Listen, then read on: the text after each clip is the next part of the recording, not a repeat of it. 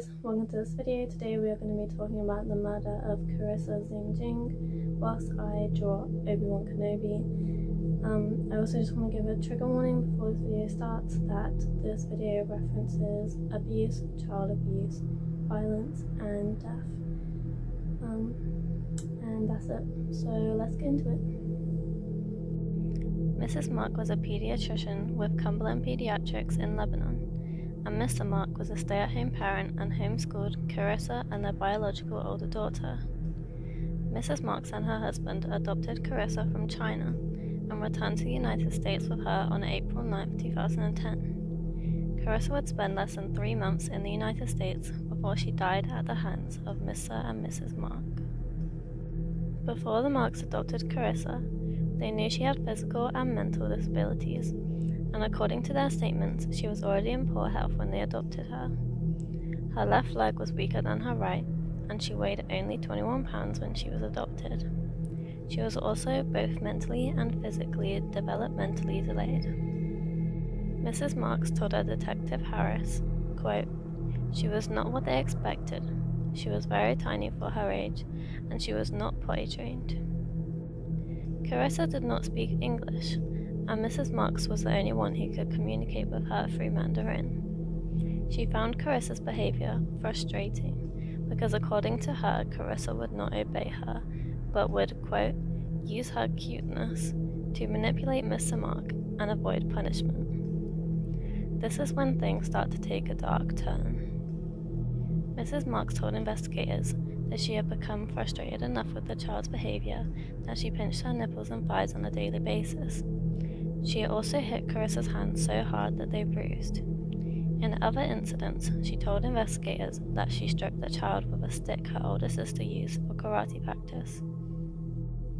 Mrs. Mark told Detective Harris that Kairissa changed on Father's Day, June 20th, in part because her older daughter's birthday was June 19th, and received a great deal of attention that day. Mrs. Mark stated that this is what led to the scarring, missing teeth, and bruising of Kairissa. She described in detail the events surrounding the victim's black eye. She stated, "It was on Father's Day that Kairissa was acting like she couldn't walk, and she fell and bumped her head." Mrs. Mark said that she tried to place an ice pack on Kairissa's head, but she didn't want it. So she held Kairissa's hands together with one hand and took the ice pack in the other hand and slammed it into her face several times. Mrs. Marks said, quote, "The victim was screaming but not crying because she never cried." When asked about the other bruising Kairissa had received, Mrs. Marks said it was, quote, "possible that it might have come from where her husband would kick her back to get her out of the breath-holding spells." Mr. Mark had contacted their caseworker on June 30th and had referred to the girl as a demon child, saying, quote, "Why did you send this demon child to me?" Mr. Mark had indicated that since Father's Day, the victim had been engaging in self-destructive behavior, such as headbanging, inducing vomiting, and holding her breath to unconsciousness. Mr. Mark wrote about an incident where he placed the girl in a box in the garage and swung her around to scare her as punishment, and that he feared the victim might suffocate. He would also place her in a dark closet as a form of punishment. He recalled a habit of her holding her breath until she lost consciousness and said that she would remain unconscious for 1 to 2 hours. During one of her episodes, he attempted to pry her mouth open with a toothbrush, and in doing so, he knocked out some of her baby teeth. A detective Zelinsky testified that Mr. Mark applied heating pads to Kairissa's legs to assist with circulatory problems, and in doing so, burned her skin. There are different accounts of what had happened the night of Kairissa's death, but according to Mrs. Marks, this is the story.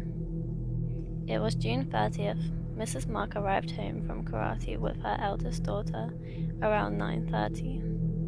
Mrs. Marks went upstairs to wake Kairissa to get her something to eat, as she hadn't eaten dinner.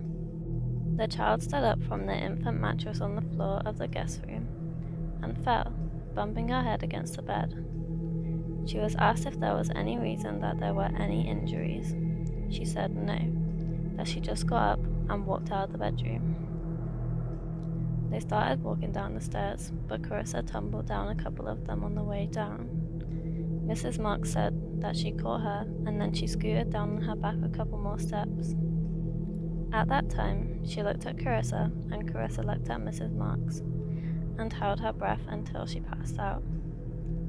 At that, annoyed and frustrated, she picked her up, walked her up to the guest bedroom, and flung her into the bedroom onto the mattress. Before hitting the mattress, her head hit the wall. After this, Mrs. Marks said she walked over there and rolled her on her side so she wouldn't puke and choke on it, as she was passed out. Detective Harris asked if she was making any noise, and she said no. She said that she went downstairs and watched a movie with her husband and came back a couple hours later and checked on her. She was unresponsive. She said that she rubbed on her chest to try and get her to wake up, and she was still unresponsive. She stated that there was some blood and saliva coming out of her mouth, so she cleaned it up with a shirt, and actually that night they changed her clothes. Still unresponsive, into another shirt, and then they went to bed. The next morning, she woke up, she took a shower, she got her breakfast ready, and then she went and checked on the victim. She was unresponsive still. There was again blood and saliva coming out of her mouth, so she wiped it again and carried her downstairs. That's when her husband, Stephen, woke up. Mrs. Marks told Stephen that she was still unresponsive, so Stephen must have known the night before she was unresponsive as well. She gave Kairissa to Stephen and said, quote, "I have to go to work," and left. Stephen Mark called 911 around 9:30 a.m. She was then taken to the hospital, where she was found to have 13 fractures in her arm, hand, and ribs. A doctor testified that the injuries are consistent with a fall from 2 to 3 stories, not a small fall, and said, quote, "The child was tortured and then killed." Stephen Mark pled guilty for 4 counts and was sentenced to just over 10 years with parole. Deborah Wenyi Mark, 40 years old, was found guilty and sentenced to life in prison. The Marks' other child was sent to live with family after the couple relinquished custody soon after the charges were filed. Neighbors say that they didn't even know Mrs. Marks and her husband had adopted a second child until they saw her being rushed out of the couple's home and into a waiting ambulance. After being rushed to the emergency room, it was discovered that Kairissa had a black eye, scarring on her nipples, and bruising on her inner thighs and back. Just weeks before Kairissa died, 2 family friends suspected the mother was abusing the 4-year-old girl, and they planned to intervene, but they never did. Another mother, Christine Cowell, had met Mrs. Mark where their children attended karate. She started documenting the bruises she had seen, and by late June resolved to contact police after she returned from a July 4th vacation. Kairissa died July 2nd, 2010. Rebecca Allen said her daughter had frequent playdates with the Marks' older daughter.